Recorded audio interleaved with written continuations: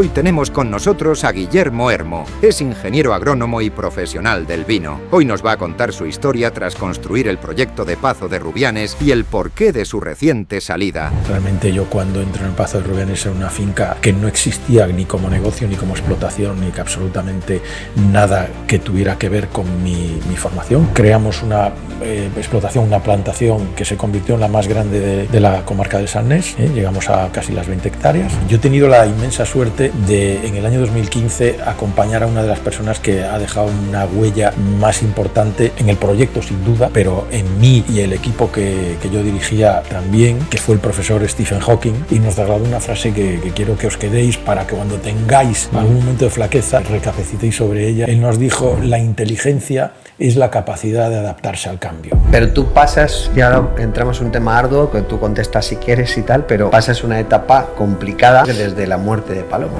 Muere Paloma y el legado recae sobre los hijos. Pues una familia poco mal avenida en el que yo sufro las consecuencias de la mala relación que había entre algún hijo con la madre y luego también entre los tres hijos. Muere Paloma en el 22 y todo se empieza a deteriorar de forma muy relevante. Tan relevante como, bueno, esto que voy a contar ha salido en prensa.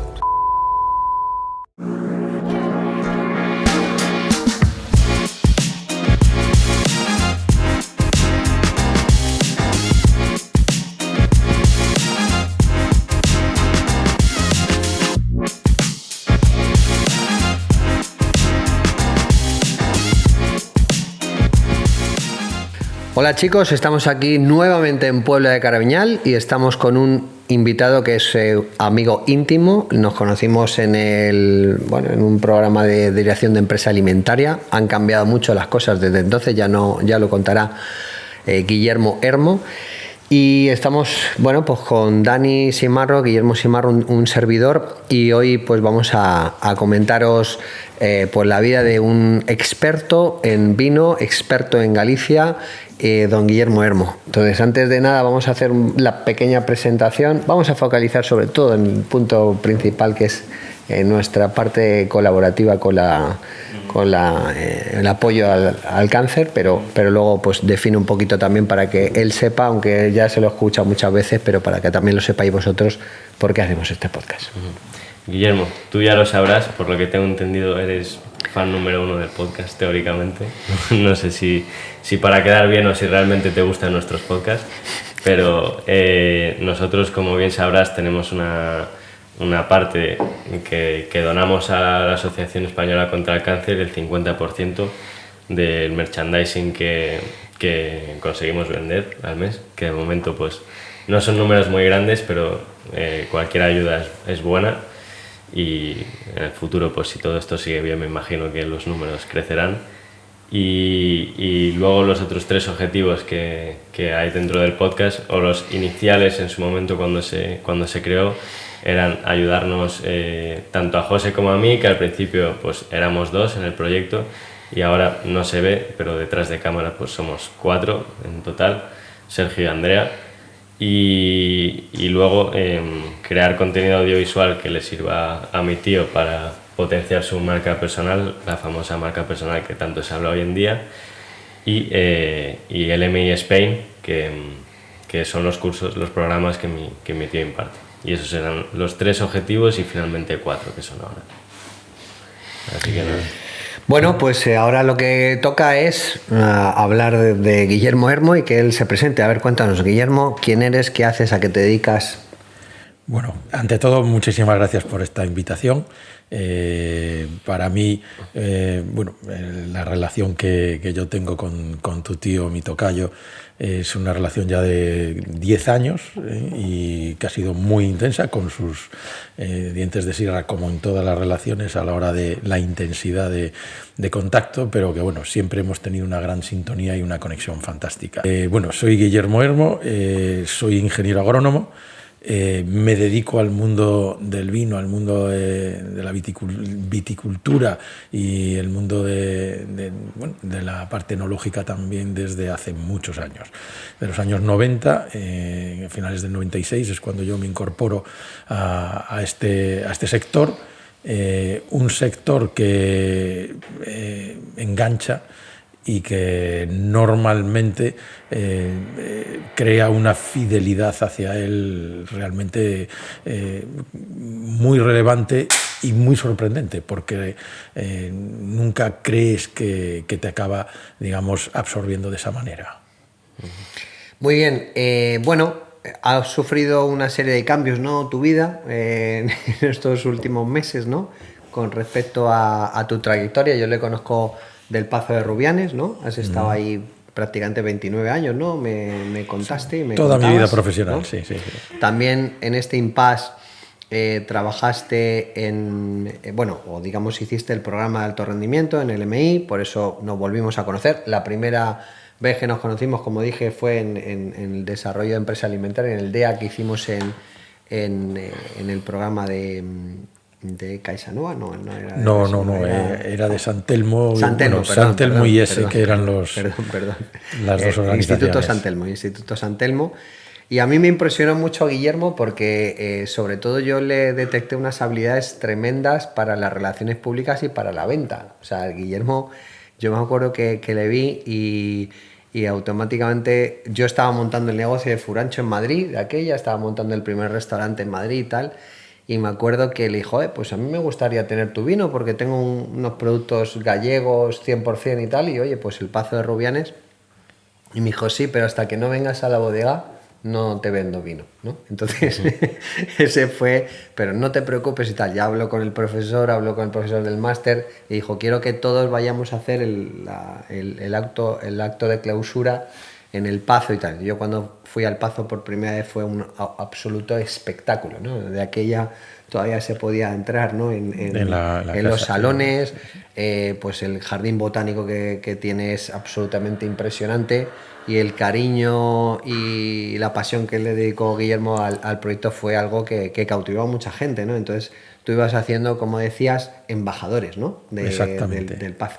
Y ahí le conocí yo y me acuerdo que incluso a tu padre, cuando yo me fui de la empresa y él se hizo del equipo de venta, digo, yo creo que tendrías que ir a ver a Guillermo al Pazo para que le enseñe, o sea, para que le enseñe a los comerciales cómo vender el producto, ¿no? Realmente yo cuando entro en el Pazo de Rubianes era una finca que no existía ni como negocio, ni como explotación, ni que absolutamente nada que tuviera que ver con mi formación como ingeniero agrónomo. Pero las viñas ni estaban. No había viñedo. No había ni viñedo. No había viñedo. Yo cuando llego a Pazo de Rubianes lo que teníamos era un recurso de alto valor, muy deteriorado, prácticamente arruinado en una parte de un ámbito muy importante de la propiedad y que conservaba realmente lo que era la casa y el entorno cercano, pues más o menos en buena conservación, ¿no?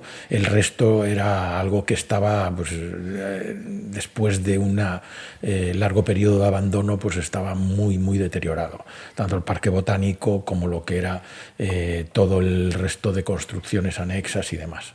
Y ahí es donde yo tengo la grandísima oportunidad y no dejo siempre en todo momento de agradecer al matrimonio formado por en aquel momento el marqués de Aranda y señor de Rubianes, don Gonzalo Ozores de Urcola, y a su mujer, doña Paloma Rey Fernández de la Torre, esa oportunidad que me brindaron a un chaval, que era como, bueno, poco más que vosotros hoy, el poder, digamos, dar esa oportunidad para poder desarrollar un proyecto como el que al que has llegado a ser Pazo de Rubianes, pero la confianza depositada en un niño es realmente, digamos que seguramente desde vuestra perspectiva, algo que no es fácil de lograr, ¿no? Porque ¿cuántos años tenías? Yo en aquel momento tenía 26 años. Wow, 26 años. Impresionante, claro. Bueno, es que has estado 29, ¿no? Exactamente. Has estado 29. Sí. ¿Y cómo surgió realmente la oportunidad? ¿De qué conocías este matrimonio? Yo salgo de la administración en la que colaboré y llegué a hacer muy buenas relaciones dentro de la Xunta de Galicia con directores generales, subdirectores, quizás pues por esa habilidad, peculiaridad o habilidad que tengo de poder hacer relaciones y de unir también a gente y demás. Me proponen, uno de los directores generales me dicen que hay una oportunidad en el sector vitivinícola a través de una serie de fincas en la que también estaba vinculada en aquel momento la presidenta del Consejo Regulador, Marisol Bueno, y que bueno, que estaban buscando un ingeniero agrónomo pues para poder ayudarles con sus explotaciones. Y yo dije, bueno, pues a mí el campo era lo que realmente me motivaba y lo que más me gustaba, y dije, pues venga, para adelante. Me fui a una entrevista, éramos 5 o 6 candidatos y bueno, por alguna razón se declinaron por mí. Me incorporo a la dirección de esas explotaciones que estaban, digamos, trabajando bajo un paraguas que era una asociación con finalidad de gestión vitivinícola, y que yo ocupaba, digamos, esa faceta de gestor, básicamente agronómica. Y dentro de esa asociación pues había fincas singulares y realmente relevantes dentro de la denominación de origen Rías Baixas. Yo te quería hacer una pregunta también. No me ha quedado muy claro tu trayectoria dentro de la empresa. Empezaste con 28 años, has 26. dicho 26. Realmente, ¿cómo ha ido evolucionando tu posición dentro de la empresa a lo largo de tantos años? Porque es una relación de años y años con, me imagino que muchas variantes, muchas cosas que has hecho distintas. Entonces, si nos puedes explicar un poco más. Sí, me había quedado en esa asociación. Y yo lo que me volví era una persona que tenía la responsabilidad de esa gestión agronómica de distintas explotaciones en ese inicio, pero luego también era la persona que tenía que promover esa asociación. Entonces, lo que fui haciendo desde mi entrada fue también el trabajo de captación de diferentes fincas que quisieran incluirse dentro de esa asociación para poder ser beneficiado de esa gestión agronómica que yo desempeñaba y de las sinergias que se podían crear a través de esa asociación. Voy incluyendo a distintas fincas, propietarios y fincas sobre todo de la zona del Salnés, y creo un vínculo bastante importante con muchos de esos propietarios con los que voy entrando en relación. ¿Compra y adquisición o digamos a nivel cooperativo? No, eran propietarios que lo que hacen es, tener una relación a través de la asociación, básicamente a través de mí, que era la persona que, la asociación da un servicio que es a través del ingeniero agrónomo que está al frente de la asociación. Y básicamente el servicio es agronómico, ¿vale? Asesoramiento desde el desarrollo de nuevas plantaciones a la gestión puramente agronómica de las existentes. Y comercialización del producto. Y comercialización de la uva, no del vino, solo de la uva, ¿vale? Yo sí que lo que era llegábamos a vendimia y también me ocupaba de cómo vender la uva, a quién y conseguir el mejor precio. En ese ámbito de desarrollo de la asociación aparece Pazo de Rubianes. Yo tengo en aquel momento ellos estaban buscando un desarrollo interno de la finca y bueno, habían pensado, después de algún fracaso que habían tenido en algún otro ámbito como el frutícola, con una superficie de manzanos, perales y de alguna otra fruta, que había sido un rotundo fracaso, pues estaban poniendo el foco en el mundo del vino. Y yo me entero y contacto con ellos, estaban haciendo una selección de candidatos y allí aparezco yo. Y a partir de ahí hay un momento en el que el matrimonio tiene un momento, un apart, en el que yo no estoy, y deciden, después de varias entrevistas, en que yo iba a ser la persona que me iba a encargar de desarrollar ese proyecto. creamos una explotación, una plantación que se convirtió en la más grande de la comarca del Salnés. Llegamos a casi las 20 hectáreas. Y a partir de ahí es cuando yo empiezo a sugerir a la propiedad que hay que dar otros pasos. Al igual que depositaron la confianza en mí en el año 96, luego en el año 99, cuando yo les propongo empezar el camino de darle una salida a través del vino a esa uva, es cuando realmente ellos, digamos,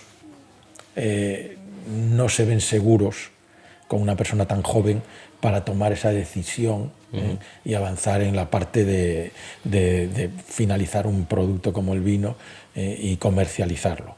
Entonces se sintieron mucho más cómodos con una propuesta en la que, digamos, que ese riesgo se compartiera y se diluyera con otras fincas. Podía haber salido bien, pero no era una cooperativa, pero al final eran 4 fincas que a través de esa bodega iban a dar salida a su producto. Porque la bodega físicamente estaba en el Pazo, es donde está ahora. No. La bodega la creamos en la zona sur de la denominación de origen, en el Rosal. Por el peso de ese socio que luego fue el que acabó liderando y quedándose allí más en solitario, ¿no? Con un seguimiento por parte de los demás, pero mucho más en solitario.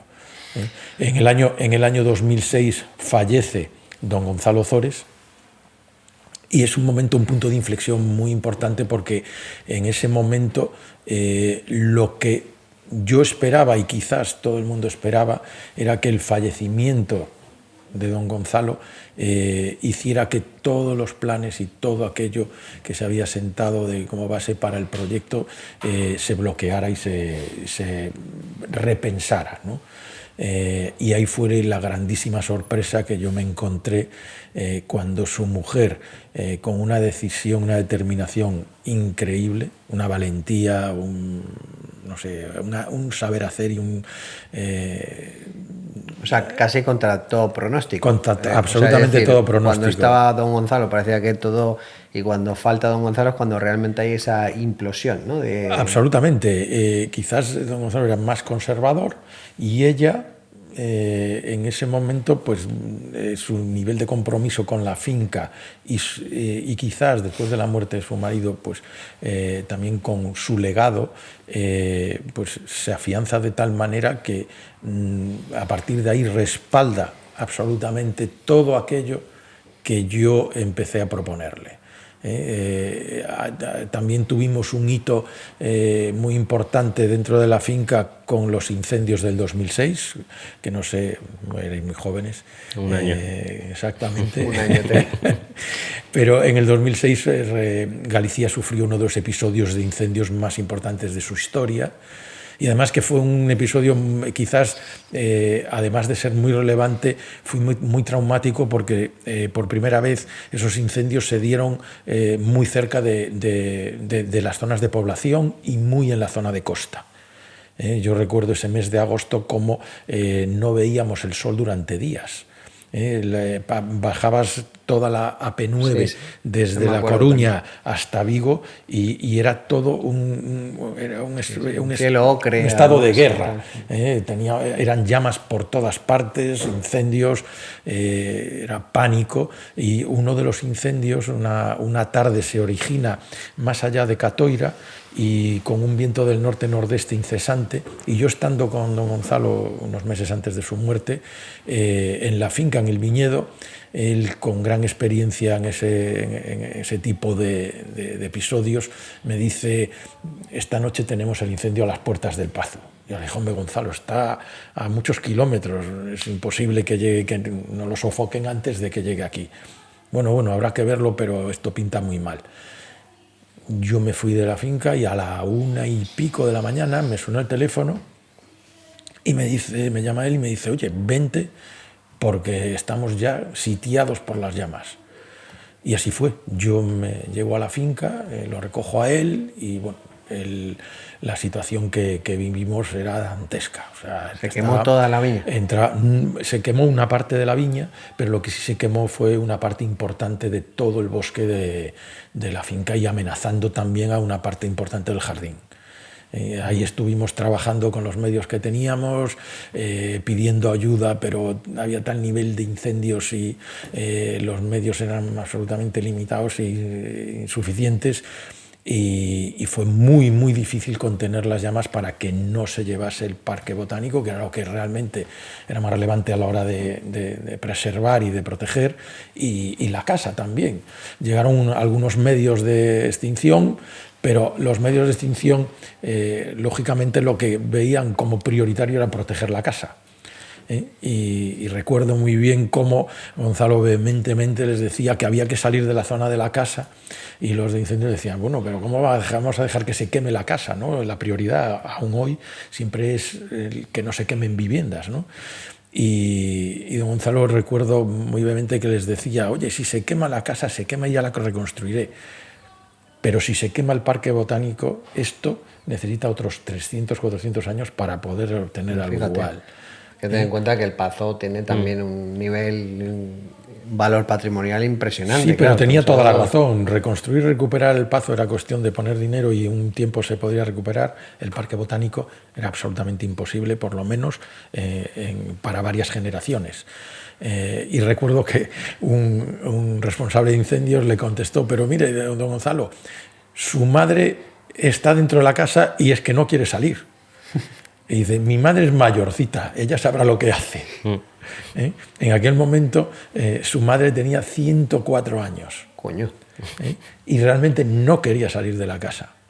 Recuerdo una anécdota para que os hagáis idea de un poco cómo vive esta gente, digamos, de una forma histórica, ¿no? Y de tradición, que hubo un momento en el que obligaron a doña Lola a salir de la casa, y cuando ya el incendio estaba sofocado fuimos a interesarnos por cómo estaba su hijo y yo, y la encontramos en el patio en la silla de ruedas y no hablaba, y quería sacarle alguna palabra, que estás bien mamá y tal, no sé qué, y no hablaba, no estaba absolutamente nada receptiva. Y al cabo de unas horas yo le pregunté, Gonzalo, tu madre está ya mejor y tal, no sé qué. Y dice, hombre, pobre. Y digo, pero es que no, ya te habla y tal. Y dice, sí, es que claro, menudo trauma. Y le digo yo, hombre, claro, es que el incendio. Y dice, no, que el incendio no. Es que la bajaron por la escalera de servicio. Claro, una señora. Era la primera vez, después de habitar la casa durante 60 años, más de 60 años, quizás 70 años, que ella bajaba por la escalera de servicio.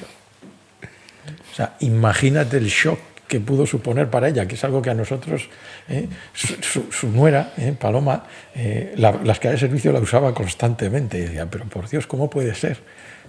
O sea, es la educación, la tradición y las formas que va recibiendo desde pequeño, ¿no? Bueno, vamos a ir avanzando. Llegamos al vino. Vamos a ir al vino, no esquives la pregunta. Si no la quieres contestar, no la contestes. Sí, pero sí. El vino, a ver, ¿dónde lo has situado? Marca, imagen, porque luego te preguntaré qué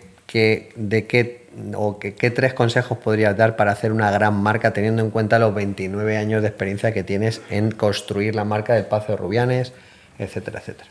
El vino es mucho más reciente. Estamos hablando de que en el 2006 surge esto, recuperamos la finca ajardinando una parte importante, un proyecto de jardinería que ejecuté allí increíble, y que tuve la suerte y aprendí muchísimo también de una persona con una pasión por la botánica, que era Paloma, magnífico. Recuperamos otras zonas de jardín, expandimos, y a partir de ahí empezamos a sentar las bases de un posible proyecto ya de vino dentro de la finca. Pasaron los años en esa recuperación, nos propusimos llevar el parque botánico a un nivel como tuvo en antaño, y empezar también a sentar esas bases del mundo del vino. El inconveniente que teníamos era esa bodega, En el año 2011 concretamos la venta de la bodega y en el 12 ya se ejecuta la venta de la bodega y con lo cual quedamos libre. La venta de la bodega que teníamos en sociedad con las otras fincas. Se vende y a partir de ahí el vino que yo elaboraba en esa bodega empezamos a elaborarlo con una maquila en otra bodega que nos prestaron espacio para poder hacerlo, con el objetivo ya de crear la bodega de Pazo de Rubianes, que surge en el año 2014. Ahí ponemos ya los pies, que entramos en una de las construcciones, la recuperamos y ahí hacemos mi bodega de garaje, que era una construcción muy humilde, que en la familia y en la casa se conocía como el galpón de los cerdos, porque era donde habían criado cerdos después de la guerra civil, y yo la recuperé y la verdad que Paloma me decía, pero ¿cómo vamos a hacer vino en el galpón de los cerdos? Dije, pues sí, vamos a condicionarlo y ahí vamos a empezar, poco a poco, porque ya teníamos como seña de identidad la austeridad y la falta de recursos. Montamos esa bodega con material alquilado, algo comprado, pero con muy pocos recursos. Y empezamos ahí a crear las marcas, crear la estrategia, y ese camino va paralelo también al mundo del enoturismo, que es un hito importantísimo dentro de lo que es la popularidad y lo que es el respaldo a las marcas que luego fuimos creando, abriendo las puertas a las visitas en el año 2011, y durante el 11 hasta el año 16 yo me ocupo de acompañar el 100% de las visitas que recibíamos. Era un trabajo absolutamente en el año 16 nos conocemos. En el año 16 nos conocemos en el máster de dirección de empresa alimentaria de San Telmo. Exacto. Y ahí efectivamente él propone, entre otras cosas, entre todas las visitas que tenía, pues el acto de clausura del máster en el Pazo de Rubianes. En el jardín debajo del árbol este maravilloso. Disculpadme que no me sé la especie, pero... Una magnolia grandiflora, un magnolio. Un magnolio precioso, enorme. Espectacular. Con una sombra impresionante. Y justo enfrente del Pazo, además. Sí, un ámbito idílico. En ese momento, cuando estamos desarrollando las marcas, es cuando yo intento configurar la estrategia de marca y la creación de valor, que es lo que realmente se suele abandonar. Y contestando a la pregunta que me decía Guillermo, es creo el talón de Aquiles de todo el sector agroalimentario gallego, no del vino solo, ¿vale? Creo que ponemos el foco en lo que nosotros no pudimos hacer, que es la creación de esa construcción espectacular, el tener el arquitecto magnífico que te haga algo maravilloso, grandes salones, las bodegas se empeñaron que todas tenían que hacer bodas y tener unos salones de bodas magníficos, tener inversiones increíbles en construcción, en instalaciones, y cuando llegaba el momento de invertir en lo más importante, en lo que es realmente el ADN y el motor, como decía mi amigo Ángel Piña, el motor de la empresa, que es la parte comercial. Ahí es cuando empiezan a titubear y a, digamos, dosificar de una forma demasiado poco ambiciosa la parte de los recursos. Nosotros hicimos lo contrario, como teníamos cero recursos, los pocos recursos con los que contamos los destinamos totalmente a toda esa parte de generación de marca, aportación de valor, y toda la parte comercial. Es que Guillermo, por ejemplo, fue restaurante a restaurante tocando, o sea, hizo de una capilaridad tremenda, dando a probar, tocando la puerta. No sé cuántos restaurantes has podido visitar, ¿no? Pero miles y miles. O sea, cada vez que yo voy a un sitio, vete a este sitio, vete a este sitio, vete a este sitio. O sea, ¿dónde vas a estar? Pues te recomienda, como si fuese la guía Michelin, es Guillermo, porque ha tenido que visitar y porque era la forma de meter el vino Y es el trabajo que le hacía a los distribuidores de la zona. O sea, yo los meto en los 3 o 4 sitios fundamentales y luego empiezo a yo me acuerdo que en su día, pues a ver, ¿no?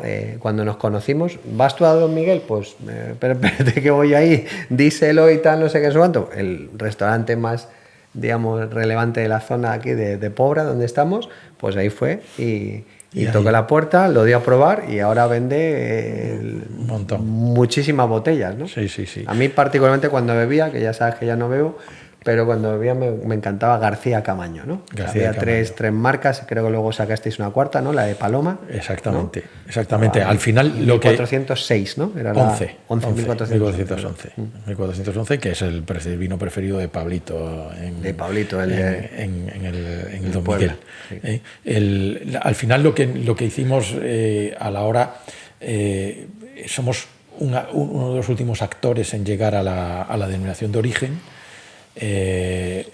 Estamos en un mundo muy complicado, el mundo del vino. El mundo del vino es un mundo excedentario, se produce más vino del que se vende y que se consume.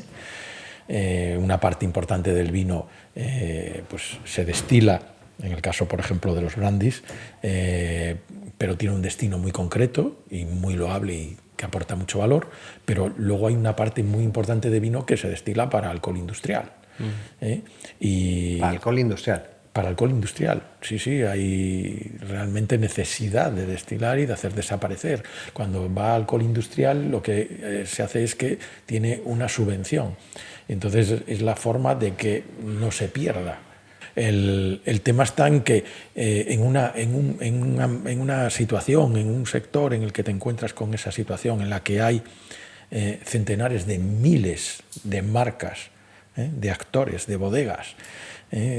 Francia tiene unas 60.000 bodegas, Italia 40.000, en España hay unas 6.000, 7.000 bodegas. Todas ellas tienen varias marcas. Luego hay marcas en todas las zonas productoras de vino del mundo. Dices, ¿cómo me hago un hueco y cómo llamo la atención, ¿no? Eso es el grandísimo problema que tiene el mundo del vino. Si uno se dedica a la conserva de pescado o se dedica a producir otros productos primarios y quiere desarrollar un producto elaborado y salir al mercado, lo normal es que no se encuentre con un escenario tan complicado. El mundo del vino es realmente y con casi toda seguridad el sector más complicado y difícil que hay dentro del mundo agroalimentario. Bueno, con lo cual tú empiezas a esa gestión, decías, del 2011 al 2016 desde el punto de vista comercial intensivo, que tú mismo haces las visitas en el Pazo, presentas el proyecto y tal, empiezas a llevar a dar a probar, a crear esos embajadores y demás. ¿Por qué hasta el 16? ¿Qué pasa del 16 en adelante? ¿Que ya tienes un equipo que lo puede hacer? ¿Ya te dedicas a otras cosas? ¿Delegas? ¿Qué ocurre? ¿Por qué dices del 16? No, hasta el 16 lo que hacemos es, la parte comercial, salida. Sentar las bases de esa bodega, de ese producto, de ese proyecto enoturístico y íntimamente relacionado. Toda la parte turística estaba completamente en convivencia muy intensa con la parte de la elaboración de vino y de todo lo que era la comercialización del vino. En el 2016 tenemos un hito, otro hito dentro de lo que es el desarrollo. Tenemos el 2006, el 2012. En el 2014 nos otorgan una distinción al Parque Botánico de Jardín de Excelencia Internacional, uno de los primeros jardines europeos en tener esa distinción. En aquel momento eran 20 y tantos jardines en el mundo con esa distinción, y hace que ese sea un apuntalamiento importante a ese proyecto enoturístico, ¿no?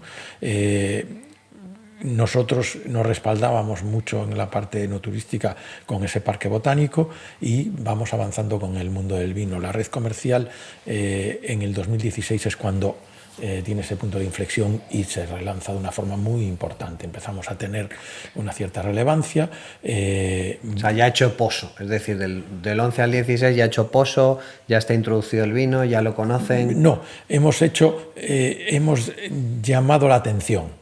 Todavía no estamos ni introducidos ni con posicionamiento. Lo que es la introducción y posicionamiento se da en el momento que llamamos la atención, que la llamamos no tanto por el vino, sino por la parte no turística, ¿vale?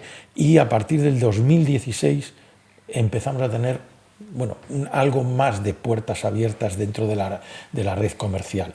Distribuidores que ya nos atienden, bueno, con cierta expectación, con una apertura más favorable, ¿vale?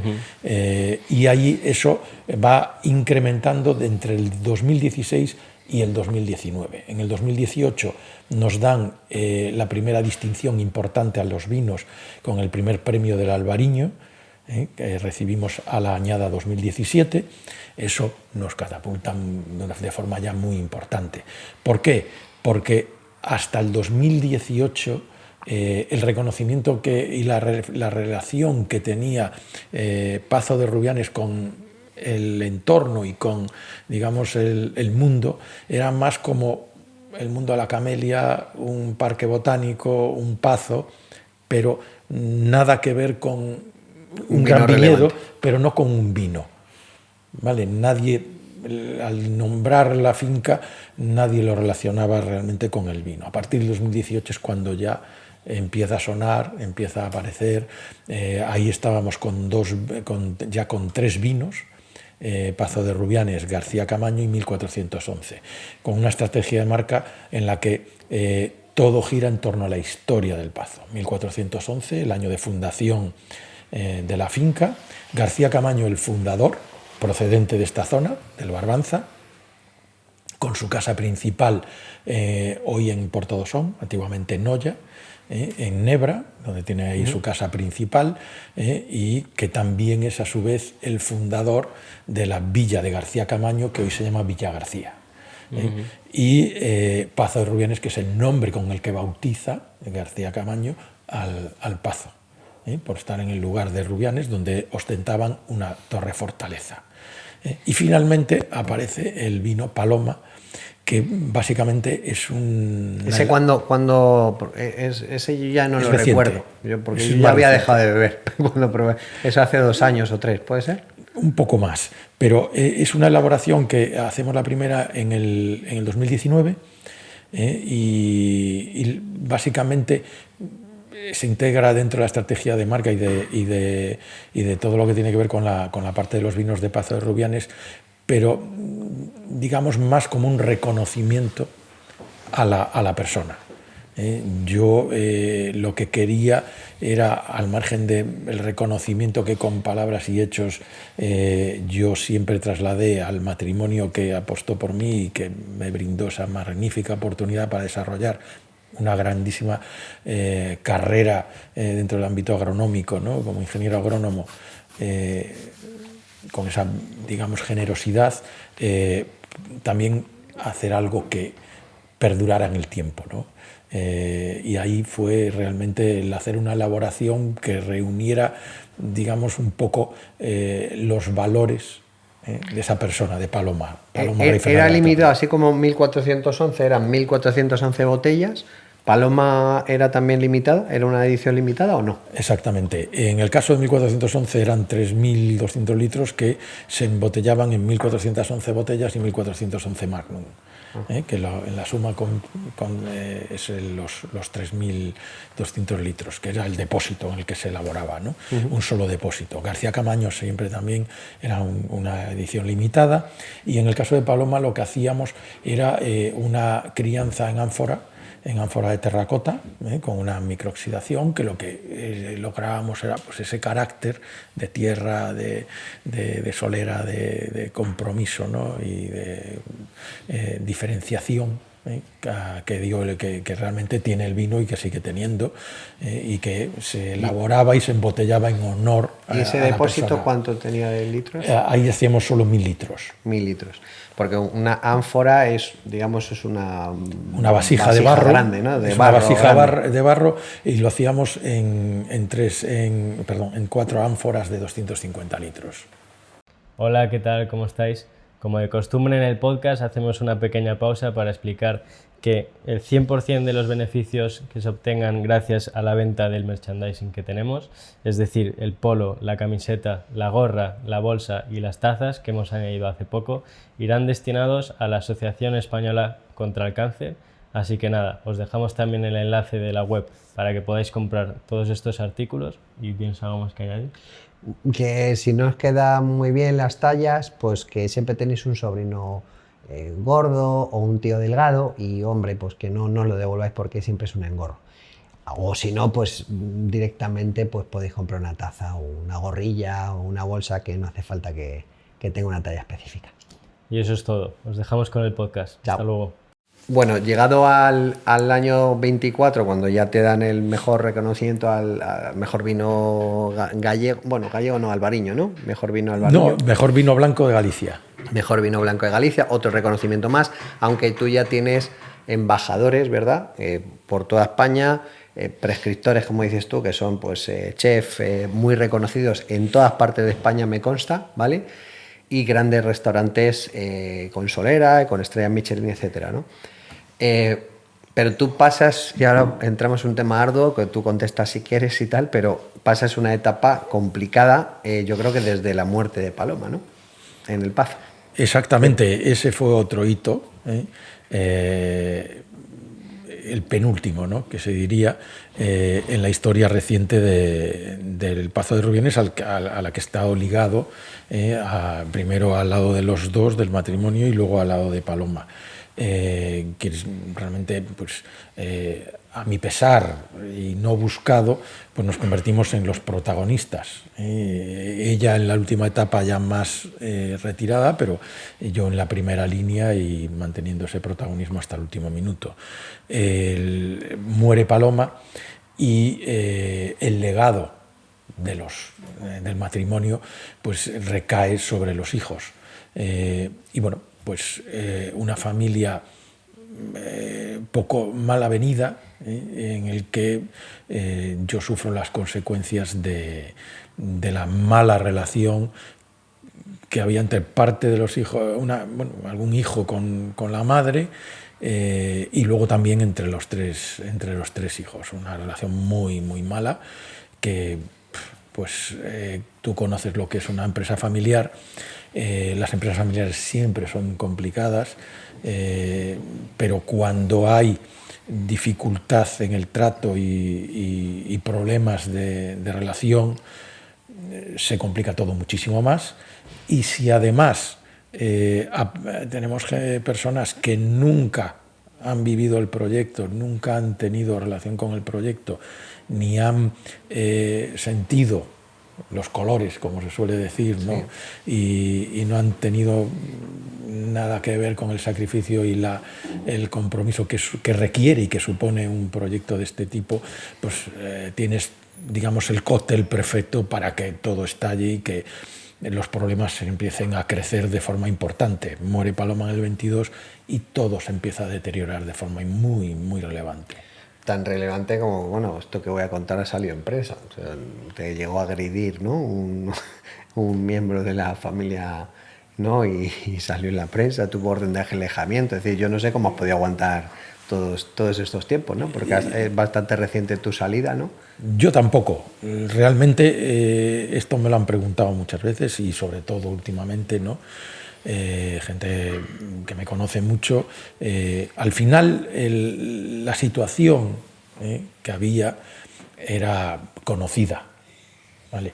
Y yo no puedo decir que me haya sorprendido, porque Paloma me avisó y me puso realmente en sobreaviso siempre de lo que iba a pasar y cómo iba a, digamos, a evolucionar la situación, ¿no? Quizás yo creí que no sería de una manera tan traumática. Tal vez no te lo querías creer, y tan, ¿no?, violenta. No me lo quería creer porque al final yo priorizaba el proyecto, era un enamorado dentro de esa pareja que se siente y padece un maltrato pero el enamoramiento pues hace que estés un poco ciego, ¿no? Y yo pues ahí pues caí en esa ceguera y estuve mucho más tiempo del que hoy creí que una persona podría ser capaz, y sorprendiendo pues a gente como tú sabes, amiga cercana, pero que nadie en estos últimos meses se ha dado por sorprendido, al margen de que pueda decir, ¿cómo puede ser? ¿No? Pero sabían que podía pasar y que era muy fácil que pasase, ¿no? Entonces te desvinculas hace unos meses o te desvinculan, mejor dicho, hace Sí. unos meses, porque tú hasta el último minuto has estado pues intentando estar en algo que es como si fuese tu hijo, ¿no? Que has criado, que has hecho desde cero, ¿no? Como has estado contando. Pero claro, pues empieza a haber una desconfianza y demás, y entonces, oye, sin ánimo de escarabar, ¿no? En eso que ha ocurrido, y que pues, yo estoy contento como amigo que soy que estés fuera, porque me parecía que era un tema que te estaba matando, porque realmente hay que ponerse en circunstancia, ¿no? Te agreden. Desde delante creo que estaba el consejero, no sé qué, en una visita que estaba haciendo al Pazo de tantas. Ese señor, digamos, ocupa el Pazo, le fiscalizan los movimientos, o sea, el agredido, la víctima, le fiscalizan y le tienen, digamos, en una situación absolutamente paupérrima durante años, o sea, manteniendo estoicamente la marca, para que no se muriese la marca, el producto y tal, y sigue con esa sonrisa que hoy tiene, defendiendo un poco pues todo lo que se había creado, porque obviamente a él le daría mucha pena que se perdiese todo. Y bueno, y a Dios gracias, como digo yo, te marchas, ¿no? Y te marchas, y entonces ahora, como además has sido participante del programa de alto rendimiento, que en su día pues lo pudiste hacer de aquella manera, porque claro, si estás en una situación tan jodida, tan paupérrima, porque estamos hablando que lo hiciste hace 2 años, y hace 2 años es justo cuando tenías todo el percal encima de la mesa, con lo cual no sé ni cómo lo pudiste hacer. Y luego hace poco pues hiciste una cosa, un spin-off de este programa de alto rendimiento que yo llamo el Mapa Goldman para, oye, ¿qué voy a hacer ahora con mi vida? Entonces, dicho eso, como ya lo hemos trabajado, yo ya me lo sé, oye, ¿cuáles son los proyectos que tienes delante? ¿Qué es lo que te gustaría hacer a partir de ahora, después de haber estado 29 años en Rubianes? Bien, ¿qué me gustaría hacer? Al final, yo sí que no puedo decir que no haya disfrutado y que no tenga una pasión por proyectos como el que he estado durante tanto tiempo, ¿no? Y si he, digamos, aguantado, ¿no? Ese periodo y esa situación, tiene que gustarte mucho, ¿no? Tienes que estar pues muy comprometido, pero a la vez tienes que estar realmente haciendo algo que te gusta mucho, ¿no? Y es algo que yo me gustaría que mis hijos pudieran, digamos, vivir, y que pudieran tener la oportunidad de realizar algo con lo que se pueda disfrutar, porque es la mejor forma de desarrollar tu ámbito profesional, ¿no? Cuando no mides, cuando todo lo que haces lo haces realmente con un gusto y con un disfrute que hace que todo cueste poco esfuerzo, ¿no? Porque lo haces de una manera fantástica, ¿no? Yo he ido al Pazo y ahí está tu mujer, que ha estado contigo a tu vera, es un matrimonio feliz, contento y súper unido, y ha estado contigo, ¿no? Durante muchos años. Sí, sí. Bueno, casi todos, ¿no? Casi desde el principio. Y tus hijos. Yo he visto a tus hijos currar en eventos. No sé si se puede decir, porque la edad legal no era la adecuada, pero estaba toda la familia vinculada, ¿no? Todos volcados. Mis hijos me han acompañado a salones de vino, a ferias, a hacer trabajo comercial. Bueno, y creo que todo eso también les ha marcado mucho en el devenir y en todo lo que es su orientación de hoy, ¿no? Que digamos que los he hecho sufrir en algún momento, ¿no? Siempre era, papá, por favor, no. Y no más. Le daba vergüenza cuando iban a un restaurante y les hablaba del vino y tal, y hacía su táctica comercial, porque no sé por qué a la gente le da vergüenza cuando estás vendiendo, ¿no? Por favor, parece como si fuese algo malo la venta, cuando es una cosa divina. Oye, yo tengo un producto que creo que es una pasión, que es una maravilla, como así se ha constatado en muchas catas ya, aunque no hiciese falta hacerlo, pero y, oye, yo voy a venderlo. Entonces los hijos se morían de la vergüenza, me consta eso. ¿Qué vas a hacer ahora? A ver, ¿cuál es tu plan? Yo ya lo sé. Yo simplemente lo digo. Es muy importante la parte de el tema del programa de alto rendimiento. ¿Por qué? Básicamente porque, aunque coincido contigo que el momento en el que yo lo hice no era el momento en el que uno está en la mejor de las situaciones, pero finalmente cuando atraviesas dificultades son los momentos más importantes para ese tipo de cosas, ¿vale? Porque necesitas saber cómo abordar esas situaciones, necesitas saber que vas a salir de la situación y que vas a salir bien. Y el programa de alto rendimiento te enseña, a interiorizar y a saber lo que te está pasando y leerlo bien, y otra, a ver la luz y a saber buscar realmente las oportunidades, y una vez buscas las oportunidades, a saber elegirlas. Entonces, yo en aquel momento, no sé si recordarás, que cuando iniciamos el programa, mi situación interna era una situación de cierta dificultad, y cuando empezábamos a avanzar en el programa yo me sentía un poco perdido. Y me sentía perdido porque, claro, entrábamos a debatir y a analizar determinadas cosas en las que la profundidad a la que yo necesitaba llevar el sentido de esas cosas, de esos temas que estábamos tratando, era totalmente diferente a los que me acompañaban dentro del curso.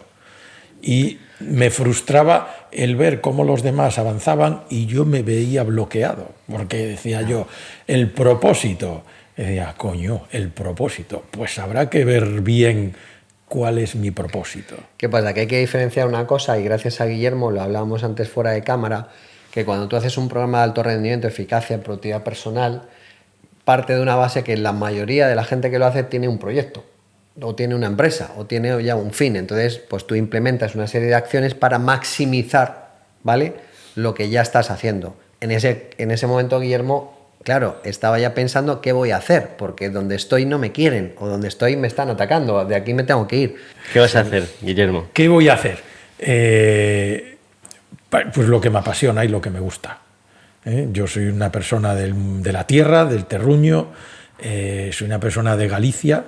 Quiero representar a mi tierra, quiero aportar valor en mi tierra, quiero hacer marca Galicia con creaciones y con aportaciones de valor por mi parte, y lo que estoy intentando es configurar un proyecto en el que todo eso que me apasiona y que me mueve lo pueda ligar a esas otras habilidades que me presuponen, o por lo menos me trasladan, en la que pueda volver a enamorar y a crear embajadores en torno a mi nuevo proyecto, que probablemente, como imagino que ya los que nos estén escuchando y cualquiera de vosotros intuirá, pues que va por el mundo del vino, ¿no? Entonces es poner en marcha un proyecto y bueno, me equivocaré y cometeremos errores como en cualquier proyecto nuevo que se pone en marcha, pero intentando que todo aquello que he aprendido y que he sufrido pues no se vuelva a repetir, ¿no? Y ese es lo que está haciendo también que bueno, todo vaya un poquito más lento, que todo necesite un poco más de paciencia para no volverme a encontrar con situaciones como las que he vivido, que son muy desagradables, ¿no? Mi abuela nos decía a los 7 hermanos desde muy pequeños, muy pequeños, yo lo recuerdo desde un niño, ¿no? Decía, nunca trabajes, lo decía en gallego y lo voy a decir en gallego, non traballes para quen non traballou, nin sirvas a quen sirveu. No trabajes para quien no trabajó, ni sirvas a quien sirvió. Y eso realmente es muy importante. O sea, tienes que estar siempre rodeado de gente que sepa valorar el esfuerzo que supone es esfuerzo, sacrificio, que supone el sacar un proyecto adelante en cualquier ámbito. Bueno, pues para ir acabando, siempre utilizamos ahí como una cuña publicitaria, o sea, él ha comentado el proyecto, no sé de qué forma quieres publicitar, pero bueno, antes de acabar me gustaría tocar un tema un poco sensible.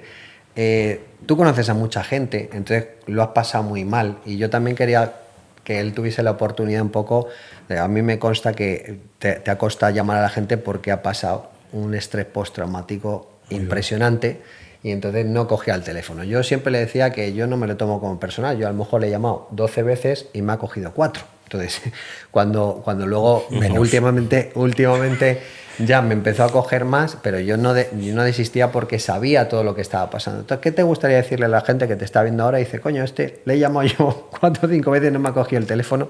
¿Qué te gustaría decirle a la gente? Lo más importante es gracias. Gracias por acompañarme, por apoyarme, por todo el interés que sé que están manifestando por cómo estoy, por la predisposición que también están trasladando, ya no directamente, sino incluso indirectamente a mi entorno, de que están ahí para lo que yo pueda necesitar y para apoyarme en lo que decida a ponerme en marcha y sobre todo también pedir perdón, ¿no? Porque sé que hay gente que está muy contrariada por esa situación que se ha creado, también incluso por lo que les ha afectado, porque al final hay muchos clientes del Pazo Rubianes, ¿no? Que no le están... Y luego hay una cosa muy importante, es que Pazo Rubianes ha vendido, que es importante también que quede claro, que es otro hito, es el último. Yo dije el penúltimo con la muerte de Paloma, el último es que el 14 de octubre se cierra la venta del Pazo, de la finca, de la bodega, y ahí, de este año 2025, claro, sí, es reciente. Y entonces también... digamos que no se ha hecho ni esa transición ni la comunicación de nada de la forma que yo consideraría que sería más apropiada y digamos justa para todos, ¿no? Porque se vende el 14 de octubre, pero a ti te echan el 1, ¿no? Claro, ya, sí. O sea, que es una cosa que hay que tener en cuenta. De hecho, yo cuando comunico mi despedida jamás ni comunico nada porque no tenía constancia ni en qué momento iba a producirse ni nada, aunque yo sí sabía que el proceso de venta se estaba llevando, o sea, el grado de compromiso, o sea, la convivencia entre los tres herederos era imposible, el grado de compromiso con el proyecto, con la propiedad era muy bajo. Y quizás es muy duro porque también reconozco que tiene que haber sido duro para todos ellos, porque tiene que haber sido duro deshacerte de un proyecto que ha llegado al nivel de éxito que se ha llevado y que además forma parte del legado familiar durante 6 siglos, tiene que ser catastrófico.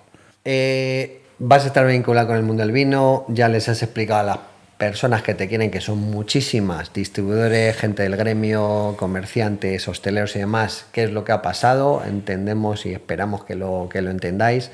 Este es yo lo que sí quería es traerle al podcast para que él pudiese primero posicionarse y de alguna manera decir, aquí estoy en el mercado, ¿no? Aquí estoy en el mercado de nuevo, aquí estoy reactivado.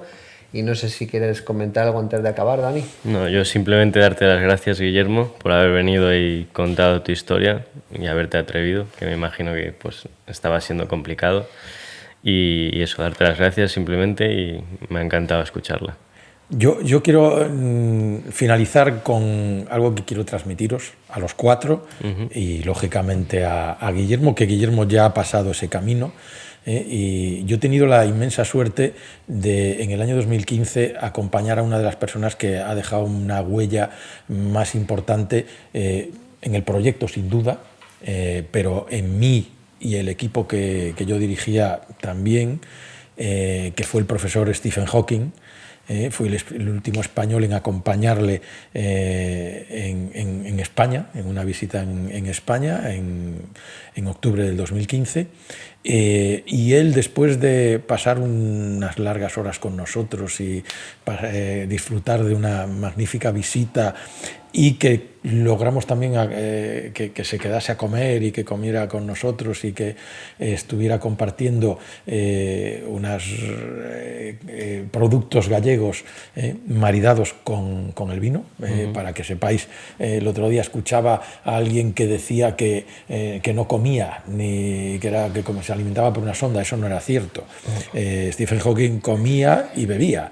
Caso que lo hacían de una forma, se lo esmagaban, que es como solemos decir aquí en Galicia, y se lo daban con cuchara. Y el vino también se lo daban con cuchara, pero sí que comía, y yo he sido un testigo de ello. Y él acuñó nos trasladó una frase mítica de él a todo el equipo en el 2015, después de un periodo de una crisis muy importante en el que estábamos ahí, digamos, buscando el camino y cómo salir de una crisis tan profunda como la que habíamos salido, y nos trasladó una frase que quiero que os quedéis para que cuando tengáis algún momento de flaqueza recapacitéis sobre ella. Y él nos dijo: la inteligencia es la capacidad de adaptarse al cambio.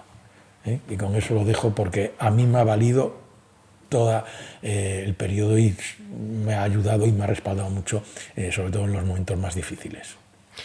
Pues muchísimas gracias, Guille, por estar aquí. Nos vemos muy pronto. Tú y yo estamos ahí a pachas haciendo un montón de temas. Así que nada, chicos, muchísimas gracias por acompañarnos en este podcast. Hasta luego. Gracias, hasta luego.